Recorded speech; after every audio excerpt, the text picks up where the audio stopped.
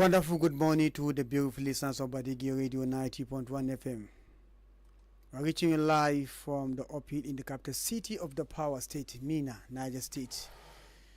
Today is Monday, the 11th day in the month of May year 2026. Studio time check is 10 minutes past the hour of 9. I am USMAN APAYA. Welcome you to your favorite morning show, the Badeggi Radio Link. Yes, we are in the political era and the entire country is overwhelmed with political issues. It is important that we discuss politics again and again and again so that Nigerians will have a foresight, so that Nigerians will have the direction where to follow in order to have a choice of a government that will take them to the promised land. On the program today, we shall be looking at Nigeria's political landscape as we are heading towards the 2027 general election.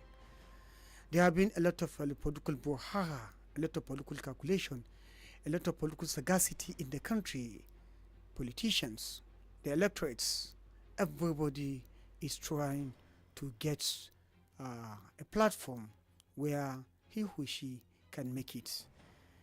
On this note, we shall, have a very robust deliberation on this topic, which has to do with the landscape of Nigerian political system as we are going to approach the 2027 general election, and to do this justice to this topic, we'll be joined by Sadiq Ibrahim, a public affairs analyst, who will be giving us his own viewpoints on how the political landscape will look at as we are approaching the 2027 general election. Hello, good morning, sir. Good morning. Yes, can you please introduce yourself to the listeners? Hello. Hello, please introduce yourself to the listeners. The what? Introduce yourself to the listeners.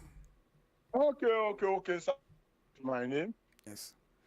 Yes, Sadiq Brian, thank you very much. Yes, thank you very much for joining us at this material time. We actually want to look at the political landscape of the country as we are heading towards 2027 general election. What do you look when you look up to the atmosphere? What is the political scenario do you see as we are approaching the 2027 general election? Thank you very much. A lot of so many things are the issue of political landscape is concerned. My name is Sadiq Ibrahim. Thank you for availing me this opportunity once again to make my own comments.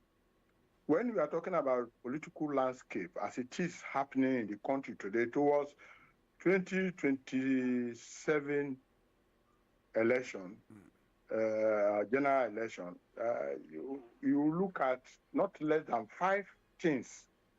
First of all, you discover that the APC is trying to consolidate on itself. That's why the APC as it is, they had opportunity of that early consolidation, which is done around the president, the incumbent president, and luckily enough, APT is the one in the party in power. So with that, they have this opportunity, and they have already endorsed. Bola Ahmed Tinubu as the sole candidate for APT coming 2027. And again, you will see that you talk about opposition fragmentation. The opposition, where they are now, they are very fragmented. Fragmented in the sense that instead of them having to consolidate and come together as one, they are all looking for all direction as it is. And unfortunately, that fragmentation is equally affected by assume that the party in power don't want opposition they don't want any opposition. And for such, you can see that the PDP is already scattered. You can see the ADC that we are talking about, that as it was gathering momentum, we are in doubt where they are now. And recently, we have NDC that come on board. The NDC is making wave, but we don't know where it's going to end because it is just a start-off. So when you talk about the opposition now, the opposition, we have not gotten the right opposition because in as much as they are saying they want to save Nigeria, you can see the individual interest playing a very major role there. And the issue of zoning and regional calculation, you talk about zoning, people are, already, people are saying, no, the zoning should go to South. Going to South, we make the South have the Southern candidate have their 8 years before it comes up. So that you can see that with this regional calculation is already disfavoring people like Atiku, even though he has his own followers, his own supporters across the country. So, and you can see again that the ADC, which they are relying on, has already been punctured to an extent that we are talking today, we don't even know where it is. So when you see NDC has quickly zoned their candidacy, presidential candidates to the South, which of course is giving Obi the open field now to say to contest without competition, without going through primary. Of course, they say they are going to do primary, but we are waiting. But my belief is that I just hope that at the end of the day, somebody is not going to court to tackle NDC. I already know that somebody was already in court saying that they were not properly registered and all these things. And that case has been is still ongoing because there is an appeal, or they are going on appeal. I don't know yet. So this is the regional issue that is affecting the landscape. And you come and talk about INEC. The INEC, you can see that INEC has compressed their timetable to an extent that every political party is running head-to-head. And these are calculations where the electoral law and all these things was addressing that time. And you can now see that even in APC, if you decide to move from APC, you have nowhere to go because they have already compressed the timetable, the primary, the political party. You will have submitted your name, whereas before, maybe a day or two, you can leave one party to another.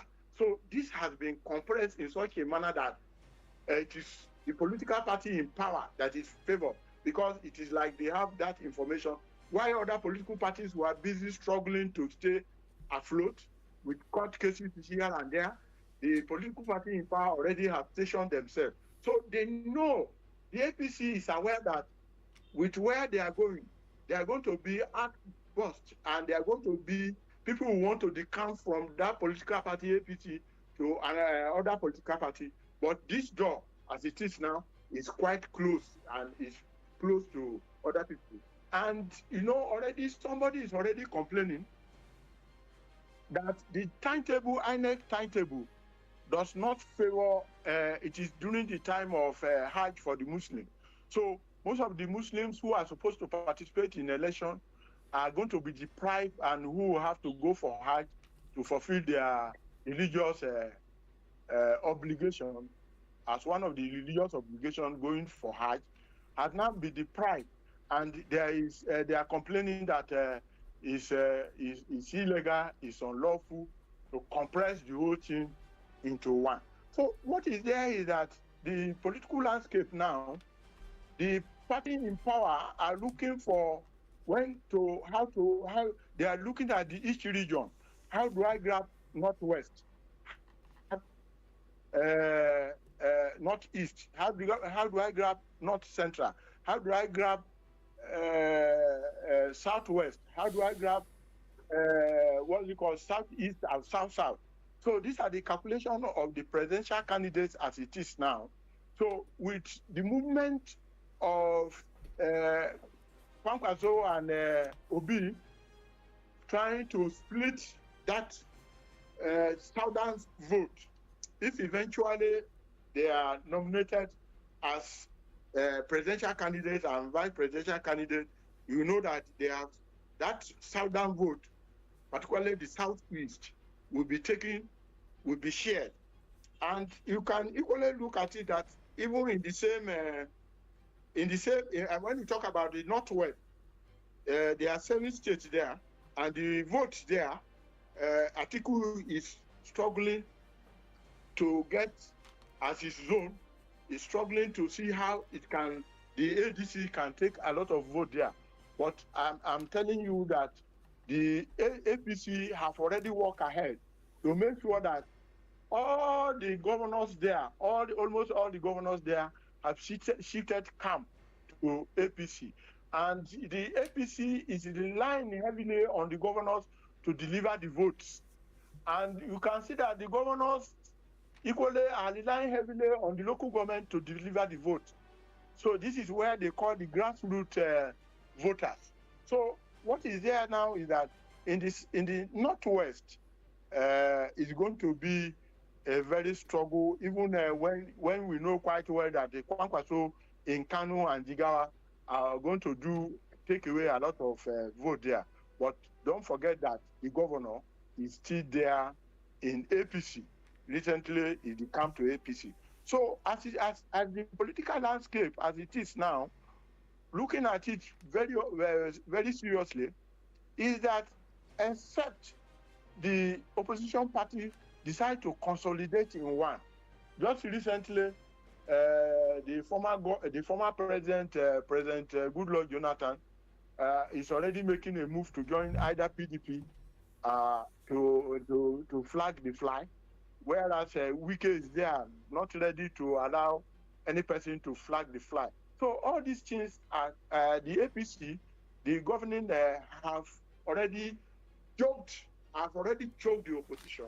But the game, as it is now, is in the hands of the electorate. But whether the electorate are educated enough and are wise enough to vote for the right candidate, to vote for candidates to look at the candidates and see the policies. And you can even see, when you talk about the policies, none of these political parties that you can specifically say they have that manifestos. Even the APC in power, they don't have political manifesto. It is the presidential candidate or the president that is dictating the direction of the policy of the government. So it is ADC. Recently, they come with manifestos. I don't know whether they will have opportunity to implement that manifesto. You see NDC, and you equally see SDP. SDP already, they are already in court. You see, recently they wanted to hold their convention, and it was scattered. So this is where we are. And where we are now, unless all the political parties, the opposition, decide to come together, to come under one umbrella and fight the APC,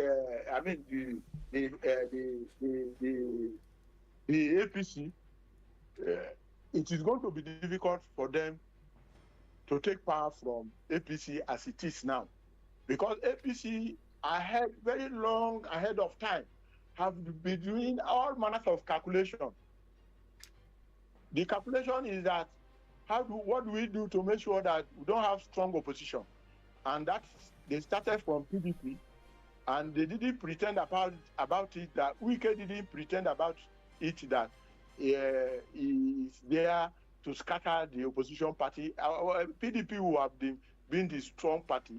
When other people saw what the hand of the government there, the hand of APC there, they moved to ADC. That ADC, they went there.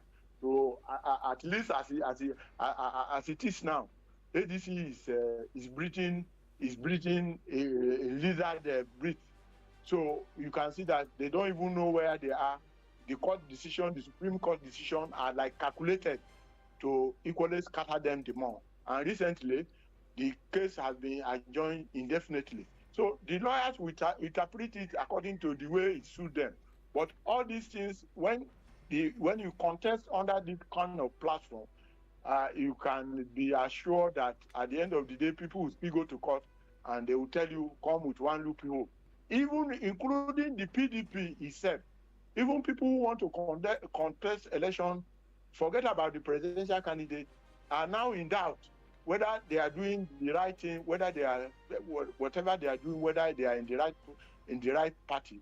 So where we are now is that if opposition are only, if there are people who made up the opposition are thinking about Nigeria and not about their personal self, they have to come together under one. Of course, whether we like it or not, it is one person that will be nominated as presidential candidate.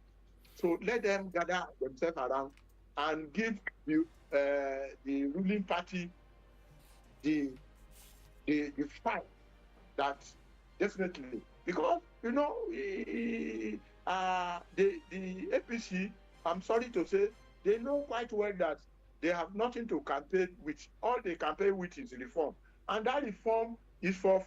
We are expecting the government to perform within 4 years, whatever it is. The people should be able to start seeing the benefits of that reform. And I'm telling you that as it is today, the suffering is still on. People are crying. But what is going to happen? The electorate, are they aware enough to know that they are suffering if they are given a little things? So because the APC have worked ahead of time to work on INEC, you can see how they conscript, even at the National Assembly, they did everything in such a way that they calculated everything ahead of time, and now the other political parties are running head-to-head, and this is how they will do. And at the end of the day, there will be no viable opposition to fight for the people. All right, thank you very much, Sadiq Ibrahim. Now, looking at the landscape, when you look at the political atmosphere, it will not be wrong for somebody to say that it bleaks with a lot of uncertainty, considering the fact that there are a lot of factors which you have earlier on actually enumerated or highlighted.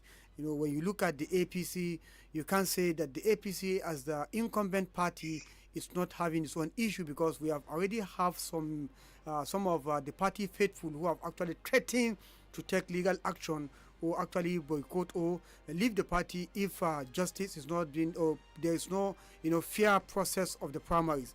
And one will now want to turn to look at the opposition party. For instance, the coalition ADC. You have actually talked about some of the faction the party is having, the faction here and there, which is one factor. And all of a sudden we have an emergent NDC, which is gathering momentum. So not without issue, because as it is now, they are now saying that there is a court case, there is an issue within the NDC because of registration and all that. And you are now talking about the electoral umpire, which is the INEC, which many have accused to have taken side even before the election. And of course, you are talking about the timetable, the timing that is going to affect some Muslims who at that time will be going for Hajj. So definitely the timing is going to be at the detriment of a Muslim who will be going for Hajj. Now you look at again the manifestos of the party, and you're not saying that the ADC is only party who have a manifesto, so whether they're going to have time. And now, in the light of all this plus more, which among these say these three variables, talking about the APC, the ADC, and the emergent NDC, which among these three you do see having the upper hand to, have the day as we are heading towards, getting to the election? Thank you very much. None of them. You'll be sorry to hear from me that none of them. Why I'm saying is none of them. Look at PDP. PDP from day one have been triangulated by Wike's action alone. And consistently, they have remained like that until recently when court passed judgment. As we are talking today, even those collecting nomination forms, forget about presidential candidates under PDP, are not certain as to the legality or illegality or what the court will come to interpret tomorrow. So they are not certain of that. Then come to ADC. ADC was the boiling point, was the point of the opposition. And the point they use in driving people like Atiku, from people like David Mark and Aregbesola, everybody from PDP, and still the one they use again to come to ADC. So you now see that ADC now, they don't even know. If you ask them where are they exactly, even members of ADC, they don't even know where they are. Despite the fact that the Supreme Court has said that David Mark is the authentic leader, but what they are still doing now is hang on uncertainty. So when you come again to NDC are clapping hand now that they are now the darling of the opposition party. We don't even know where they are, because one Dr. Umar Ado took them to court and said that there are things they are supposed to do that they didn't do. So we are not even certain exactly where they are. And somebody was saying the other time that the leader of NDC, Dixon, Dixon or something of that, I'm sorry to... Yes, Dixon of Bielsa, Dixon, the national leader. Had a closed-door meeting with President Bola Ahmed Tinubu. So all this one, you can see the opposition, you can see the APC hand in almost all these places. And when you closing it up, the APC had a lot of internal crisis that ordinarily, if it were to be before, they would have now busted into here and there. You know that when party governors were decamping from one political party, they are decamping, they were who to decamp. And the campaign was not for national interest or for their state interest. It was even for their partner interest, notwithstanding. But you discover that there are already people who are holding the APC structure in that state. And they're now giving the governor's hand to nominate, to do whatever they want to do with the election. And a lot of people by now will have gone to the other political party, but they don't have that party. They don't have that opportunity to go, because INEC has already has already compressed their timetable in such a manner that before you can become a contestant, your name will have been in the register of political party. I think today is the deadline, or yesterday was the deadline. All these things are calculated attempts by all for APC to even the INEC themselves, because it is like they are thinking together.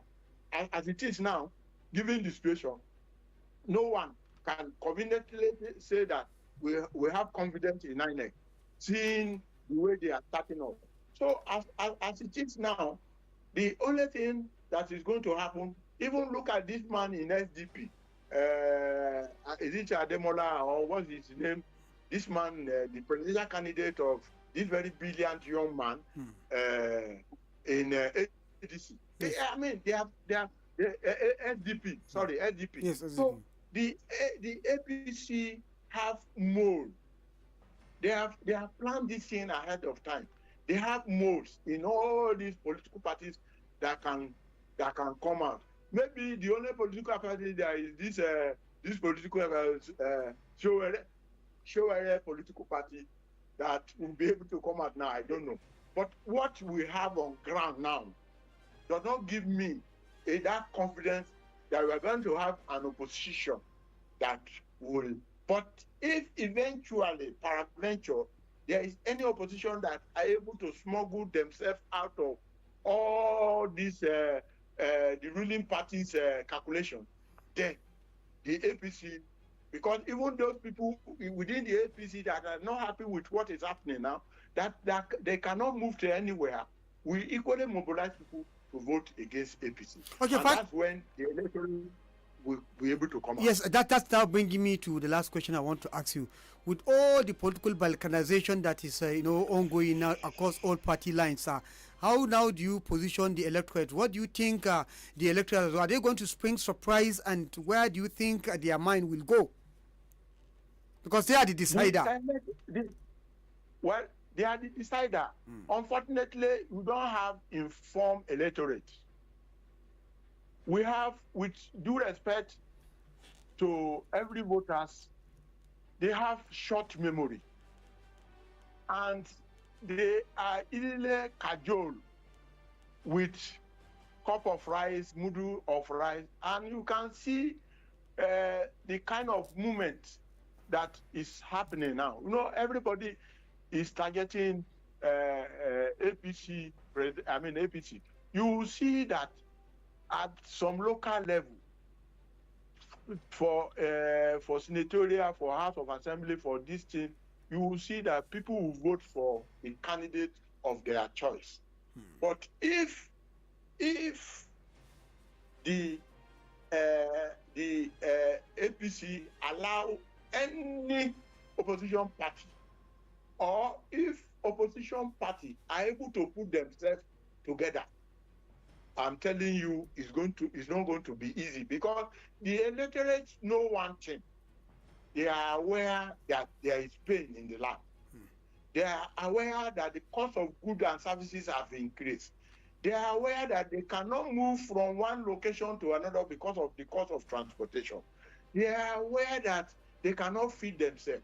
They are aware that to attend to hospital, even some of them are part of the state governor's responsibility. They are aware that they don't have water. They are aware, but of course, everything is put at that top of the presidential person, of the president of the Federal Republic of Nigeria.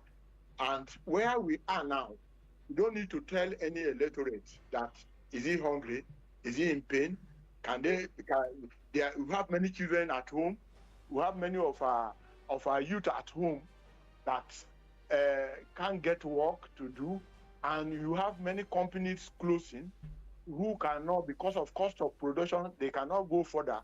And you can hear the president telling you that they have made a lot of money, which they have given to state governors, and the monies we are not seeing. And we know that the money they are talking about don't even have value, because it is when you produce, it is production that will give value to money. So you talk about insecurity that we are experiencing, where farmers cannot go to the farm. So there are so many things that the ruling party has not been able to solve, and that is very visible to the electorate. Electorate don't need much education to know it, but because the APC have set up a structure, and that structure from local government is the governor that will now nominate who is going to be local government chairman, and the local government chairman will be mandated to make sure they deliver. The councillor will deliver their word. The local government will deliver their local government. The state governors will deliver their state government. But I know that there are some states in this federation that APC is going to struggle. Have 25%. Another outstanding issue, which I have not mentioned, is that if eventually they change Shetima, Kasim Shetima, and they switch to maybe whatever candidate they want to do, either Christian, Muslim, or Muslim, Christian, or whatever that is going to happen. Once you change that, it's going to affect the political calculation again. So these are there.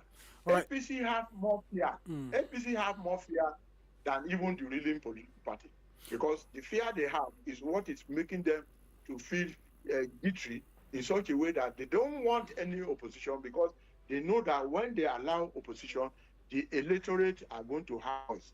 We already have youth population that are waiting for the government in power. And when they have that opportunity, they are not going to look at whether somebody is an Igbo, whether somebody is an Hausa, whether it's this thing. They will vote to express their anger against what they are feeling as far as the country is concerned today. Well, thank you very much, Sadiq. I want to appreciate you so very much for your in-depth analysis on the political landscape of Nigeria as we head towards the 2027 general election. We appreciate you so much. Thank you very much. Thank you. Hope to get you some other time. Yes, listeners, you've just heard it from Sadiq Ibrahim, a public affairs analyst who actually lead us through to have, to take a look at the Nigerian political landscape as we are heading towards 2027 election. He have actually, listed a lot of factors that will be a determiner. But we are going to throw it back at you to hear from you. We want to hear from you, the electorate, who are actually going to be the decider of the 2027 general election. We are looking at, some of the factors Sadiq Ibrahim enumerated. He said that the APC, being an incumbent, will equally have its own internal wrangling, which will actually affect its, these chances of going to election.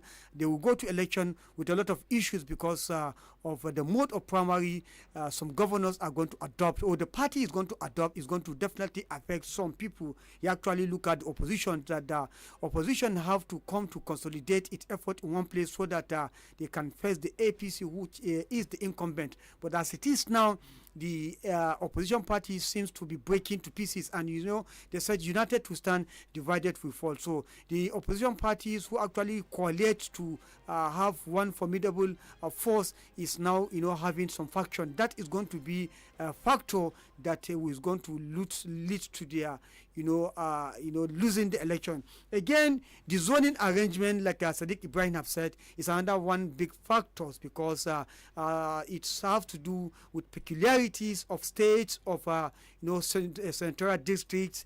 How do you want to have your representative? How do you want to vote? How do you want to elect? Do you want to do arrangements so that if this zone have this time, another zones have, as the NDC have actually came to tell Nigerians that their presidency is going to be zoned to the south part of the country, after which they will give them the chance to do one term, which is 4 years. Then it will now debating will now be shifted to the north. It's a very beautiful political calculation, but it all depends on how they want to play it, or how Nigerians are going to actually, accept that, because, there are issues that, will come from the left, right, up and down. Again, the issue of the electoral umpire, very important.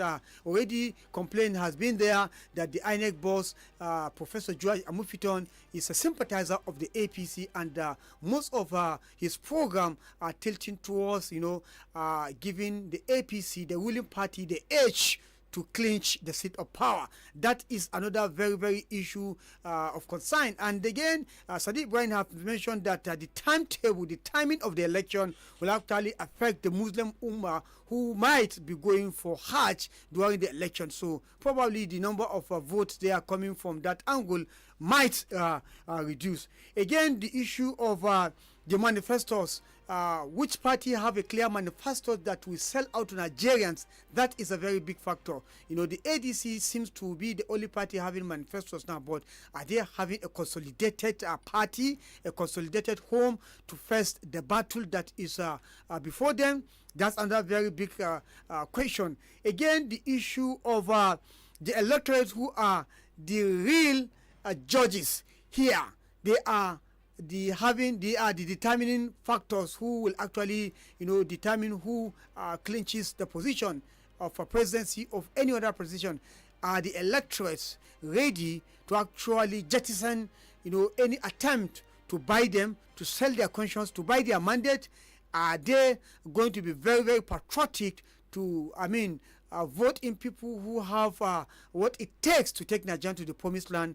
Nigerians have been yearning for a credible leadership, but the Nigerians who are yearning, are they ready to say, okay, we are going to vote based on credibility, not based on the material gain we are going to receive for a very short period of time, after which we'll go back to where we are. So these are some of the issues. So we want to open the phone line for you to call in and tell us what you feel about the Nigerian political landscape as we head towards the 2027 general election. What are those factors that you think that are going to make a difference in this coming election? 09138579001 is the number to call and join the conversation. Our very first caller of the day. Hello. Good morning, Mr. APAYA. Good morning, sir. My name is Zubis. I'm calling from Tunga. Okay, Zubis, you are welcome to the program. Yeah, actually, Mr. APAYA, when you remember 2015, for an opposition to come on board, for them to defeat the ruling party that was in government, there are different great gladiators from different parties that come to force to form the APC. Yes. Now in 2027, I don't see the opposition are making those efforts.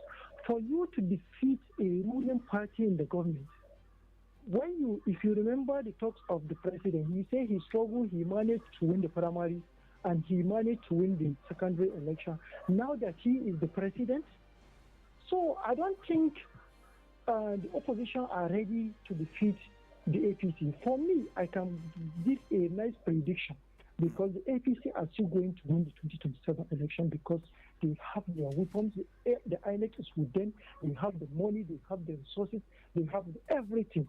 So Dr. Sadiq has said everything. For us, it's just put our little comment and contribution. For me, I didn't see any NDC or ADC because how I wish ADC are ready. The forces of Konkoso, Obi, Atiku, Arebeshola, and others. That is what happened in 2015, and that is how they defeat the administration of Goodluck Jonathan. But for now, Tinubu is going to win 2027 election. Thank you very much. Thank you very much. Well, I know he has given his own opinion back with his own factor as he sees things. What do you think is going to be the landscape? What is the 2027 going to turn out? Give us your own reason and why it must be what you say. Hello. Hello, good morning. Good morning, sir. USMAN, how is life with you? We thank God. This is Motella, though I have used to call for quite some time now. Okay. But something compels me now to call. Okay, go ahead. You see, I don't know if it was last week or during the weekend. Hundreds of Nigerians trooped into Goodluck Jonathan's house at Abuja, inviting him to come and contest. And their prerequisites were, during his tenure, things were good and what have you. And that is what compelled them to come and invite him to come out and contest. I don't know. The index some of Nigerians use in measuring political, achievements, I don't know. There is an adage that says the ultimate measure of a man is not where you stand at a moment of joy and comfort, but where you stand at a time of challenges and controversies. You can see Yar'Adua of blessed memory inherited a debt-free nation.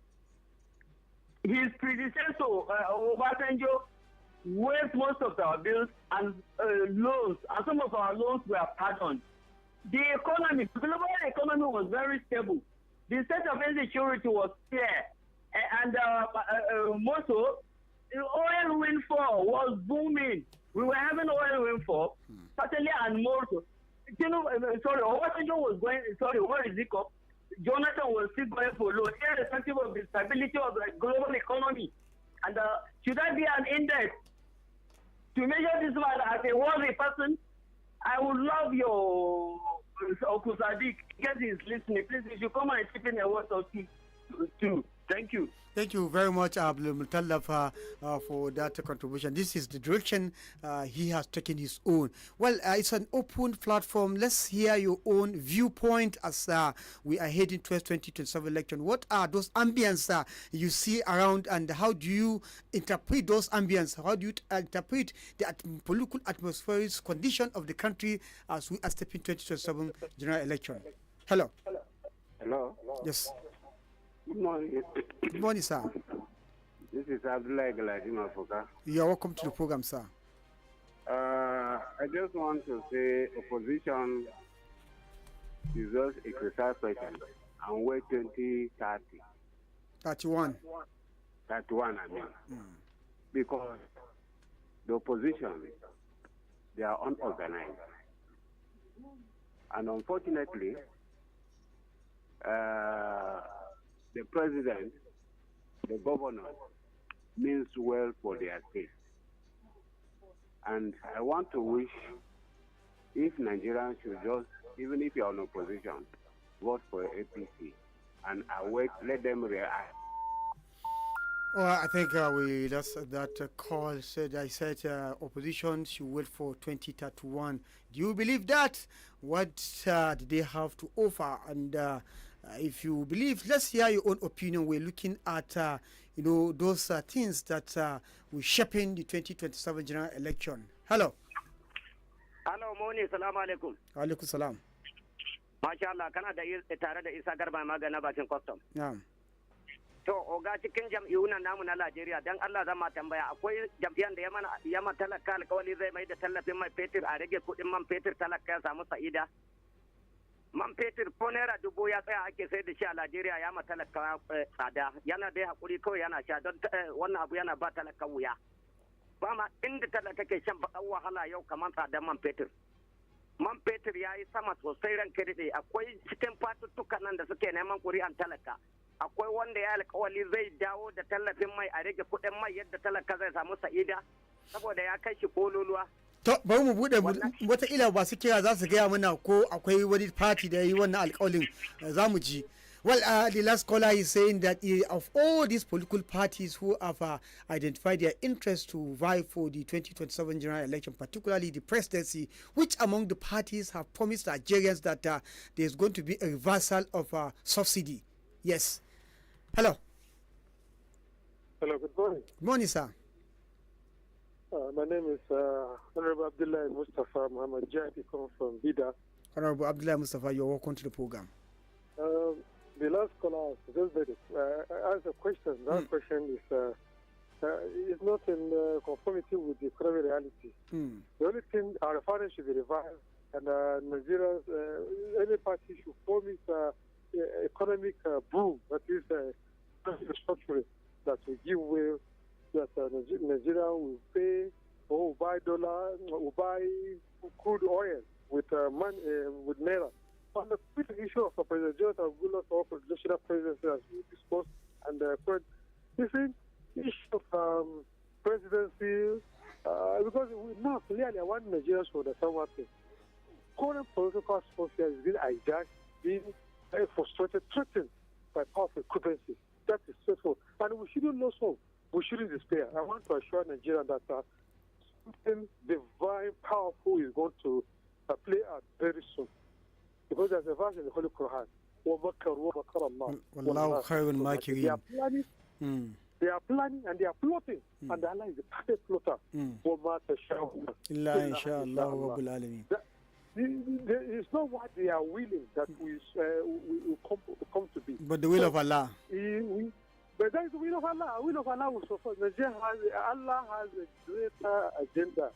One who is going to succeed, one who is going to win. It is a pre-planned, divine plan, master plan of Allah subhanahu wa ta'ala has already been displayed and is going to happen. No amount of currency, police, INA, judiciary, or humanity forces can change it.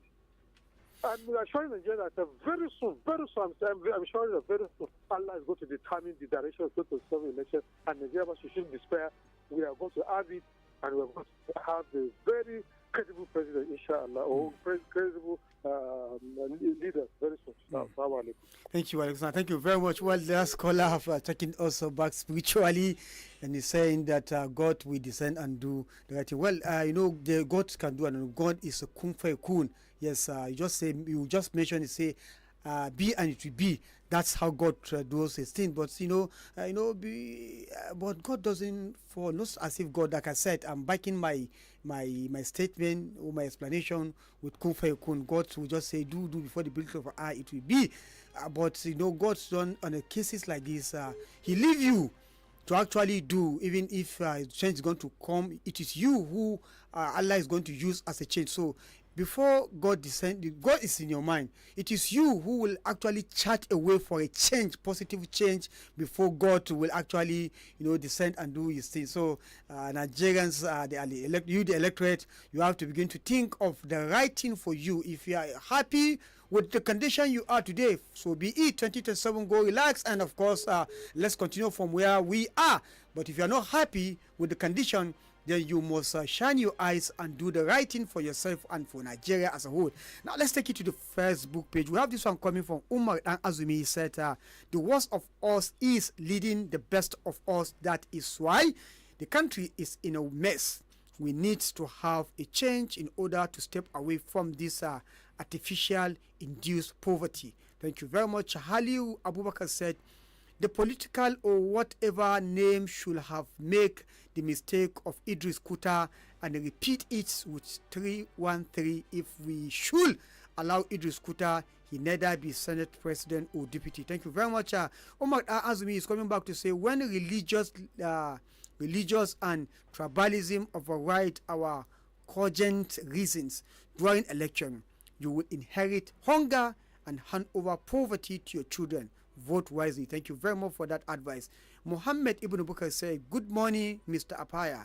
I am proud I was not part of this maze in 2023, and by the grace of God, I won't be part of it in 2027. Ya Allah, ya sa mu dace, ya za mu dace. Bancin, you have to remove yourself out of the loop. You must be in the loop.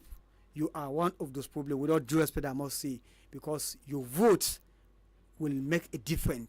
So if you refuse to add your votes to what will make a difference, then do you have more to talk? So if you did not vote, I don't think you have more to talk. Rather, we say you are one of those people who are constituting problem in the country, because it is a civic right, a civic duty to go and vote during election. Well, he is coming back to say today's political parties have lost its ideology. AG of Awolowo, NCNC of Zik, and NPC of Sir Ahmadu Bello have physically and psychologically ideology. Political opposition parties should not put themselves together and repeat what happened in 2015. Sorry, I think that is all about the message and even the calls. At this point in time, we want to appreciate our listeners for always staying here with us on Badeggi Radio. And of course, today's program is to give you an insight, to give you a light, to give you direction on where to follow.